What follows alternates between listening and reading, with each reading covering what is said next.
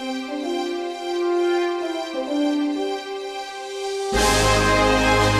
livro de Gênesis.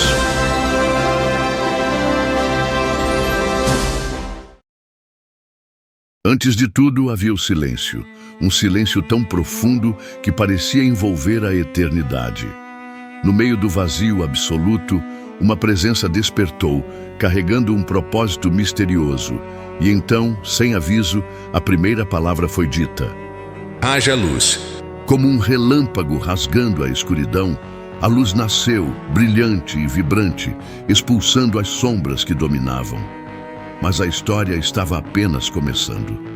Como um mestre artesão com um plano perfeito, a presença começou a moldar o caos em ordem, separou as águas dos céus, criando um firmamento tão vasto e misterioso que parecia esconder segredos além do imaginável. Então, as águas foram divididas para revelar a terra seca, um chão fértil aguardando por vida. A terra respondeu ao chamado. De suas profundezas surgiram árvores majestosas, flores de incontáveis cores e gramados que pareciam sussurrar sob o toque do vento.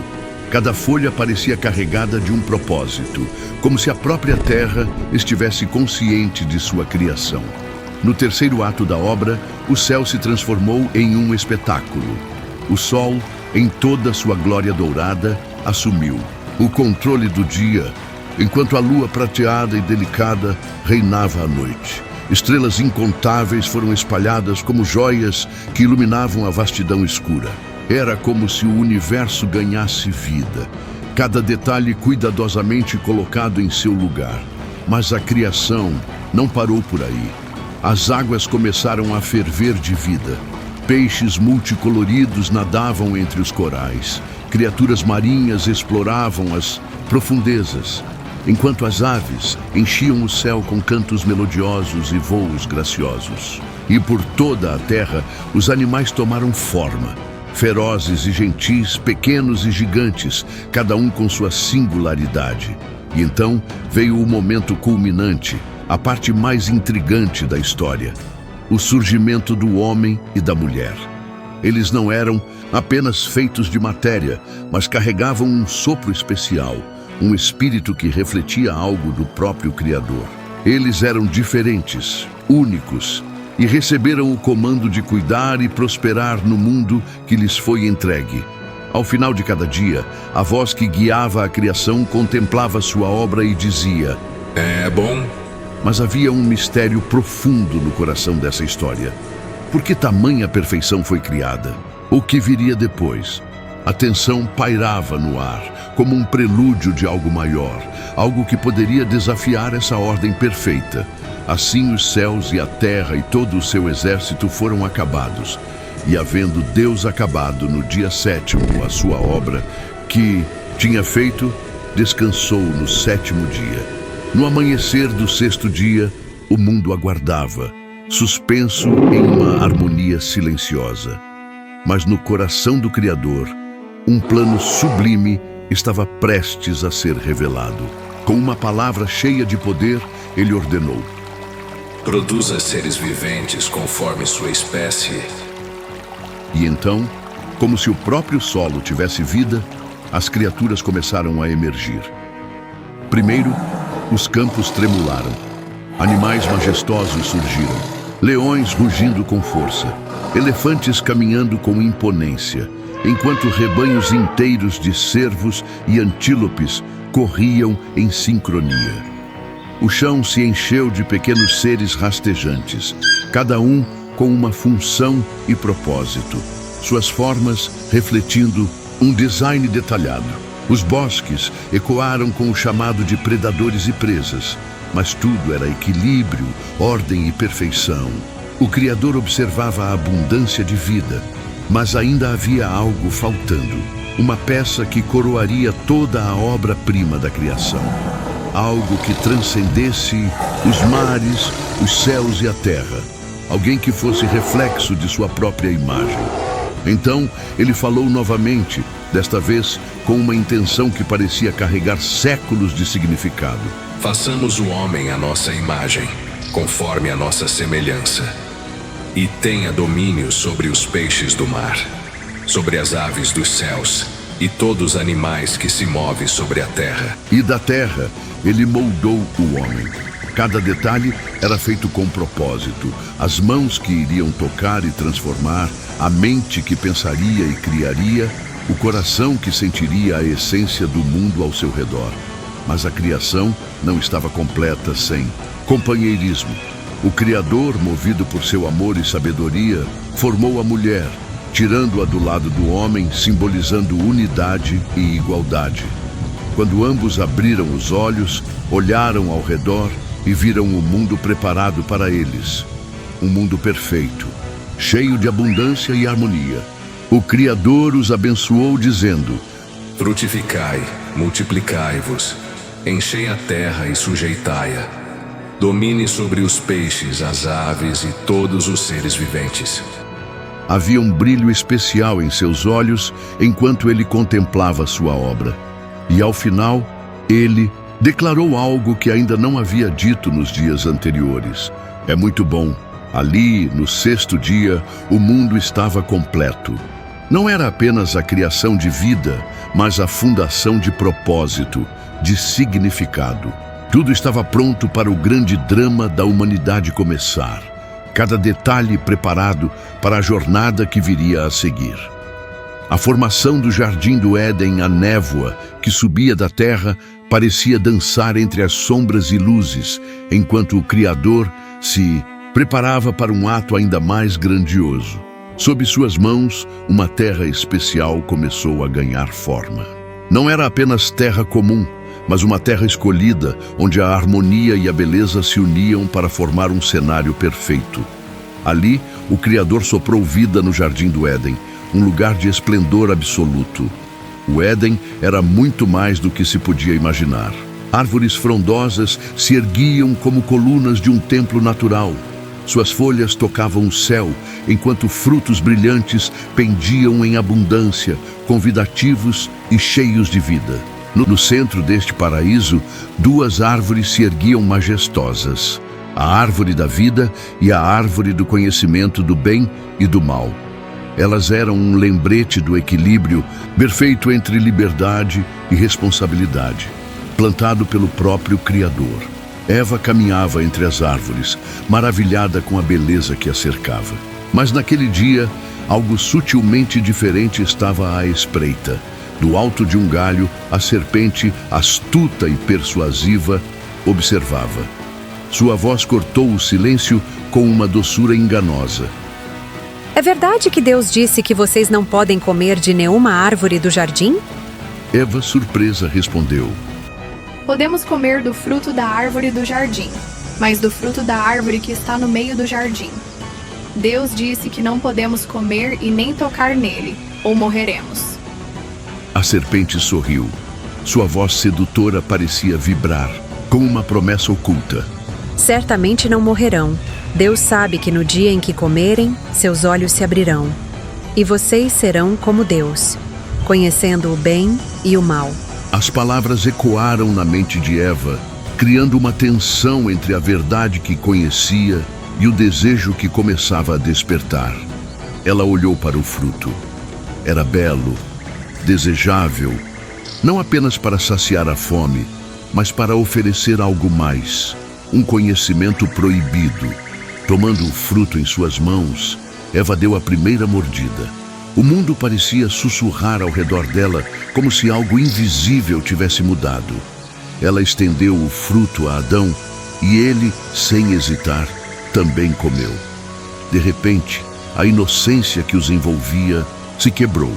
Seus olhos se abriram, mas não como haviam imaginado. Eles perceberam sua nudez e sentiram vergonha pela primeira vez. Apressaram-se a costurar folhas de figueira, tentando cobrir o que antes era puro.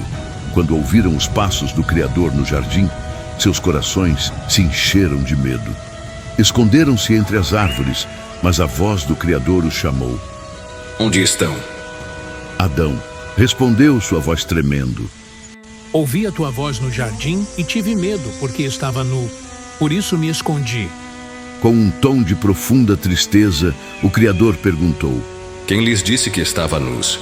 Comeram do fruto que eu ordenei que não comessem. As desculpas começaram a fluir. Adão culpou Eva e Eva culpou a serpente, mas a consequência do ato já havia sido selada. A serpente foi amaldiçoada, e tanto o homem quanto a mulher enfrentaram um novo destino, um mundo fora do Éden, onde o trabalho, a dor e a mortalidade fariam parte de sua existência. Enquanto eram expulsos do jardim, o Criador, em sua misericórdia, fez roupas para eles. O Éden ficou para trás, suas portas guardadas por querubins e uma espada flamejante. Mas mesmo na queda, havia uma promessa, um vislumbre de redenção que um dia viria para restaurar o que havia sido perdido. O nascimento de Caim, Abel e Sete. Adão e Eva, após sua expulsão do Éden, deram à luz Caim e Abel. Caim era agricultor e Abel, pastor de ovelhas. Quando ofereceram sacrifícios a Deus, Abel apresentou o melhor de seu rebanho, enquanto Caim entregou frutos da terra sem grande dedicação. Deus aceitou a oferta de Abel, mas rejeitou a de Caim, despertando a ira e o ciúme do irmão mais velho. Consumido pela inveja, Caim levou Abel ao campo e, num ato brutal e irreversível, ceifou-lhe a vida, tornando-se o primeiro homicida da história humana. Como punição, Deus amaldiçoou Caim a vagar errante pelo mundo, embora lhe concedesse uma marca para protegê-lo da vingança. Mais tarde, Adão e Eva tiveram outro filho, Sete, cujo nascimento foi visto como um recomeço, uma nova esperança para a humanidade. De sua linhagem viria a continuidade dos justos, contrapondo-se ao sangue derramado por Caim. Assim, entre ruínas da inveja e o peso da consequência, a humanidade seguiu seu curso, marcada pelo conflito entre destruição e redenção.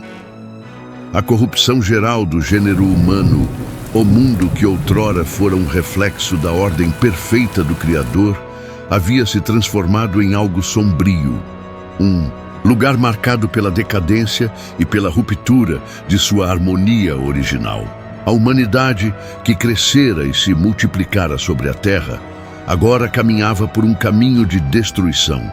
Os filhos dos homens construíam cidades, buscavam riqueza e poder, mas em seus corações reinava a violência e a cobiça. As ações humanas estavam cada vez mais longe da luz divina. Os pensamentos de seus corações eram continuamente maus, e o bem parecia ter sido esquecido. A terra, que antes resplandecia com a glória do Criador, agora estava manchada pela corrupção. Havia gigantes na terra, homens poderosos, temidos por sua força e arrogância. Muitos diziam que eram fruto de uniões proibidas, um símbolo do caos que a humanidade havia abraçado. No meio de tudo isso, o Criador observava a criação com profunda tristeza. Aquilo que ele fizera com tanto amor agora estava corrompido até o âmago. Mas o destino que aguardava a humanidade era inevitável. O Criador havia decidido que o julgamento viria, uma limpeza para trazer justiça e restabelecer o equilíbrio. A terra, cheia de corrupção, enfrentaria o peso de sua própria destruição. Mas uma nova esperança nasceria através da obediência de Noé. O mundo havia se corrompido e a maldade dos homens crescia sem limites. Deus, entristecido, revelou a Noé seu plano. Um dilúvio implacável varreria a terra, apagando a perversidade. Mas Noé, justo entre os homens, encontrara graça aos olhos do Senhor. A ordem foi clara: construir uma arca imensa e nela abrigar sua família e casais de cada espécie animal. A tempestade veio feroz. Chuvas incessantes caíram por 40 dias e 40 noites, engolindo tudo. Montanhas desapareceram. Sob as águas, cidades se tornaram apenas lembranças submersas. A arca flutuava solitária, guardando em seu ventre os últimos remanescentes da criação. Quando a tormenta cedeu e as águas começaram a baixar, Noé soltou um corvo que voou sem retorno, indicando que ainda havia vastas águas sobre a terra. Depois, enviou uma pomba que regressou sem sinais de terra firme. Dias depois, ao soltar outra pomba, esta retornou com um ramo de oliveira, um símbolo de esperança. A nova terra estava surgindo. Então, Noé e sua família deixaram a arca pisando em solo renovado. A primeira ação foi erguer um altar, agradecendo a Deus pela salvação e pela chance de um novo começo. O Criador, por sua vez, selou um pacto com a humanidade e o arco-íris brilhou nos céus como um eterno lembrete de misericórdia e renascimento. Após o dilúvio, Noé e sua família emergiram da arca para um mundo transformado. As águas haviam purificado a terra da corrupção anterior, e agora um novo começo os aguardava. Deus, em sua misericórdia, estabeleceu um pacto com Noé e seus descendentes, prometendo nunca mais destruir a humanidade com um dilúvio. Como sinal dessa aliança, ele fez aparecer o arco-íris nos céus, a lembrança eterna de sua fidelidade e compaixão. Diante da vastidão da terra renovada, Noé começou a reconstrução da vida, guiado pela missão de repovoar o mundo. Entre suas primeiras ações, cultivou uma vinha, permitindo que a terra florescesse sob seu cuidado. Com o tempo, do fruto da videira veio o vinho, uma novidade para a humanidade pós-dilúvio. Noé experimentou seu efeito e, sem perceber seus limites, embriagou-se, adormecendo em sua tenda. Esse episódio expôs a vulnerabilidade humana diante das dádivas da criação. Seus filhos, ao testemunhar sua condição, reagiram de formas distintas, uns com respeito, cobrindo sua nudez, outros com desprezo.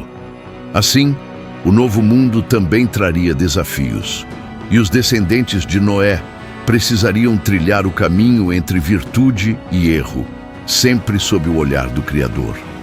A humanidade havia recebido uma segunda chance, e a jornada para um futuro promissor estava apenas começando. Em um tempo remoto, toda a humanidade falava uma única língua. Unidos pela comunicação perfeita, os homens decidiram construir uma cidade majestosa e, no centro dela, erguer uma torre que alcançasse os céus. Queriam, com esse feito, eternizar seus nomes e evitar a dispersão pela terra. Assim nasceu a ambição da Torre de Babel. Os tijolos eram moldados e empilhados, e a torre se elevava imponente. Mas Deus, ao observar a arrogância humana, viu o perigo de sua crescente soberba. Se unidos sob um só idioma já desafiavam sua autoridade, o que não fariam no futuro? Então, em um ato divino, confundiu suas línguas. Subitamente, os trabalhadores, antes alinhados, não conseguiam mais se entender. Ordens se tornavam incompreensíveis, diálogos se tornavam caos. A obra foi interrompida. Sem comunicação, a unidade desmoronou, e os homens se espalharam pelo mundo, formando diferentes povos e culturas. A torre permaneceu inacabada, como um monumento à fragilidade da ambição sem humildade. Assim, a diversidade nasceu não pelo acaso, mas por um propósito divino. O equilíbrio entre a busca pelo progresso e o reconhecimento da soberania do Criador. Abrão vivia em Ur dos Caldeus quando Deus lhe fez um chamado extraordinário: deixar sua terra, sua família e seguir rumo a um destino desconhecido. Em troca, Deus lhe prometeu uma descendência numerosa e uma terra abençoada.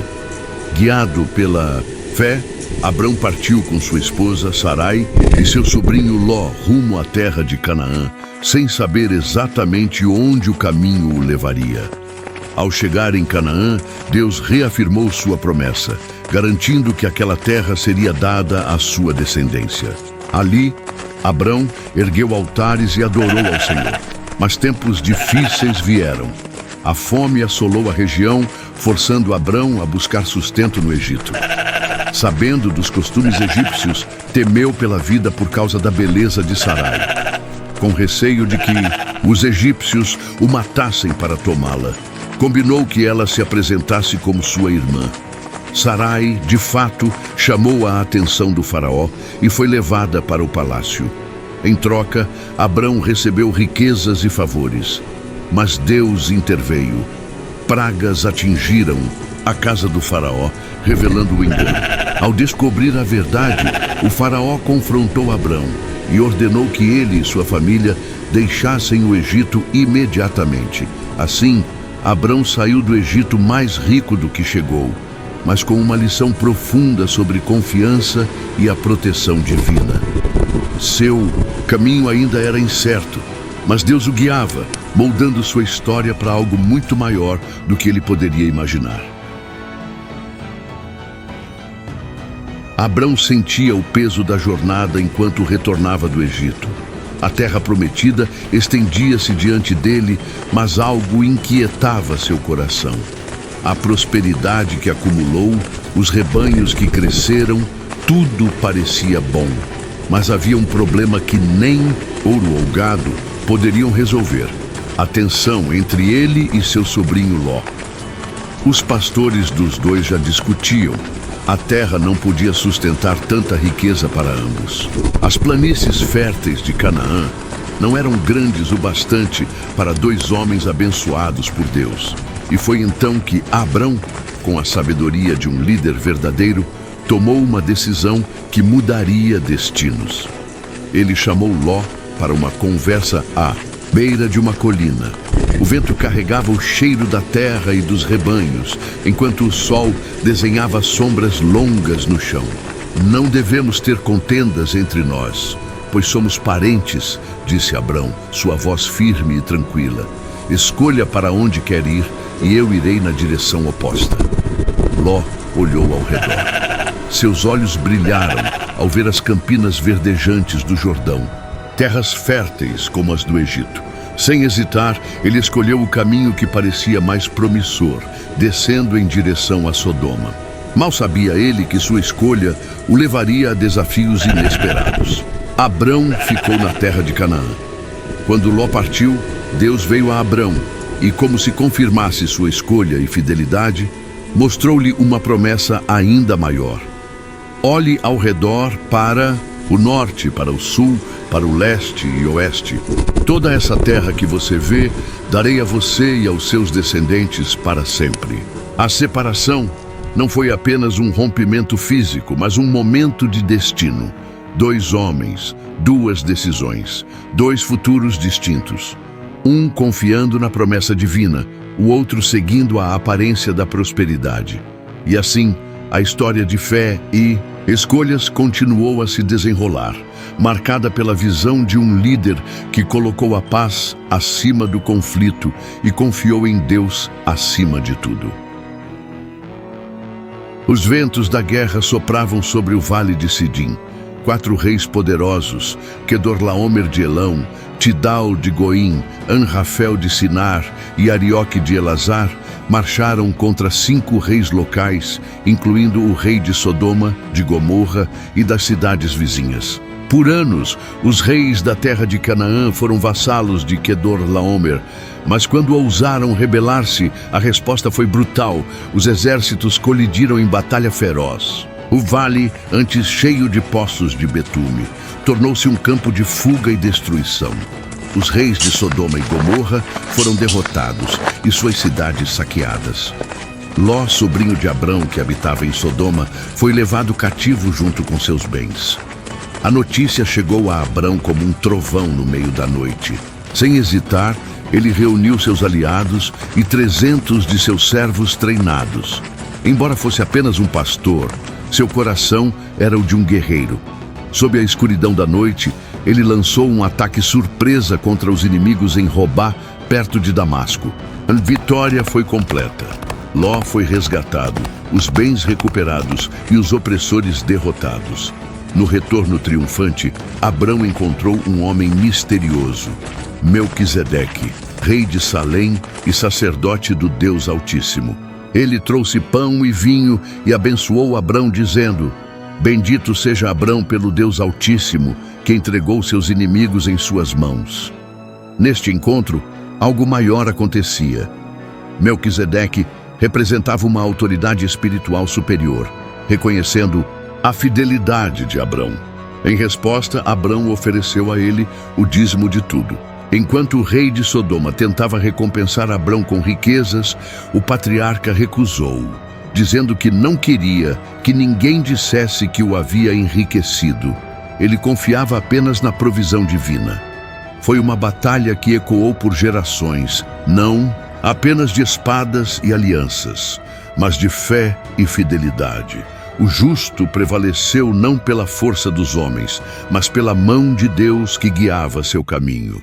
A noite envolvia Abrão como um véu silencioso, e a inquietação em seu coração era profunda. Ele havia conquistado vitórias, acumulado riquezas, mas ainda lhe faltava algo essencial: um herdeiro. Deus lhe havia prometido descendência, mas os anos se passaram e Sarai continuava estéril. O patriarca olhou para o céu, para a imensidão infinita, e sua alma clamou. Foi então que Deus lhe falou: Não temas, Abraão. Eu sou o teu escudo e sua recompensa será grandiosa. Mas o patriarca, tomado pela dúvida, questionou: Senhor, Deus, que me darás, se continuo sem filhos? Meu servo Eliezer será meu herdeiro? A resposta divina foi poderosa: Não será ele o teu herdeiro. Um filho teu sairá de ti. E Deus levou Abrão para fora da sua tenda e mandou que olhasse para o céu estrelado. Contas as estrelas, se é que possa contá-las. Assim será a sua descendência. Ali, sob a vastidão celeste, algo profundo aconteceu. Abrão creu. Não apenas ouviu, não apenas entendeu. Ele creu plenamente, e essa fé foi considerada justiça diante de Deus. Mas Deus queria selar essa promessa com um pacto. Ordenou que Abrão preparasse uma aliança conforme o costume da época. Animais partidos ao meio, formando um caminho entre eles. O patriarca obedeceu, e ao cair da tarde, um sono profundo o tomou, seguido por uma visão aterradora. Trevas e angústia envolveram seu espírito. Deus então revelou o futuro de seus descendentes. Eles seriam estrangeiros e escravizados em terra alheia por 400 anos, mas depois seriam libertos e voltariam à terra prometida.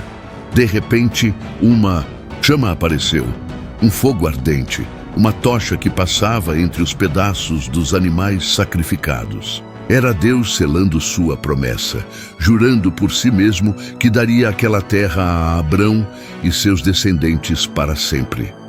Naquela noite, não houve apenas palavras, mas um pacto eterno. Abrão não saiu dali apenas com uma promessa, saiu com a certeza de que o próprio Deus havia vinculado o futuro ao seu nome. A fé de um homem ressoava no tempo. A história de um povo começava a ser escrita. E as estrelas, testemunhas celestes daquela aliança, continuavam a brilhar sobre a terra.